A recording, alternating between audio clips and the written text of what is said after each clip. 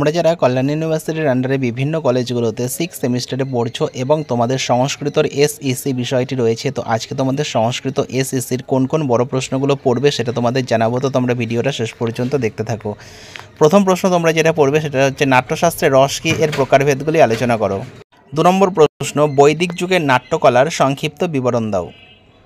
এরপর তোমাদের কিছু টিকা পড়তে হবে, যেমন কথাকলি, রাসলীলা, ভরতনাট্যম, কত্থক নৃত্যনাট্য, কুচিপুড়ি, রামলীলা, যাত্রা, ছৌ নৃত্যনাট্য, মন্দির রঙ্গমঞ্চ, মুক্তমঞ্চ, নায়ক, নান্দি, নায়িকা, নেপথ্য, কঞ্চুকি বা কঞ্চুকীয়, বিদূষক, এই টিকাগুলো পড়বে। তো পরের প্রশ্ন যেটা পড়বে হচ্ছে ভারতীয় লোকনাট্য সম্বন্ধে আলোচনা করো। পরের প্রশ্ন দেখো, নাটককে রূপক বলা হয় কেন? সকল রূপকের নাম বলো এবং নাটক ও প্রকরণের মধ্যে পার্থক্য নির্ণয় করো। পরের প্রশ্ন দেখো, রূপক কাকে বলে? রূপক কয় প্রকার? ভান ও ব্যয়োগের বৈশিষ্ট্যসমূহ আলোচনা করো। পরের প্রশ্ন, অর্থ প্রকৃতি কাকে বলে? অর্থ প্রকৃতি কয় প্রকার ও কী কী? উদাহরণ সহ আলোচনা করো। সংস্কৃত নাটকের পঞ্চাবস্থা কী তা আলোচনা করো। সন্ধি কাকে বলে?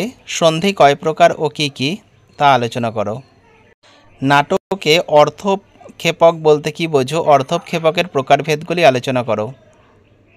নান্দি কাকে বলে? নাটকে কি নান্দির প্রয়োজনীয়তা আছে? এই প্রসঙ্গে বিশ্বনাথ কর্তৃক আলোচিত নান্দি সমস্যা আলোচনা করো।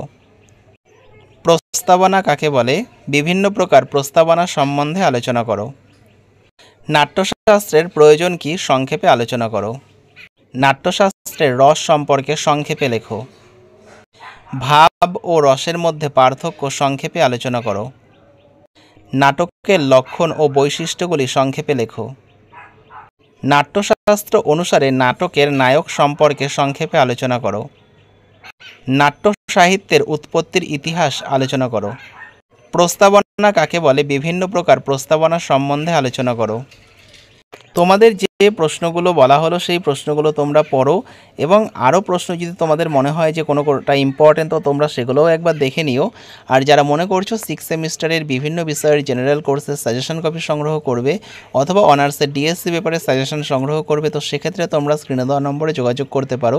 তোমরা বাংলা, ইতিহাস, রাষ্ট্রবিজ্ঞান, শিক্ষাবিজ্ঞান, দর্শন, সংস্কৃত এইসব বিষয়ের সাজেশনগুলো পেয়ে যাবে। তো ভিডিওটা যদি ভালো লাগে ভিডিওটা অবশ্যই লাইক করবে, চ্যানেলে নতুন হলে চ্যানেলটা সাবস্ক্রাইব করে দেবে এরকমই ভিডিও দেখার জন্য। তো ভিডিওটা শেষ পর্যন্ত দেখার জন্য তোমাদের অসংখ্য ধন্যবাদ।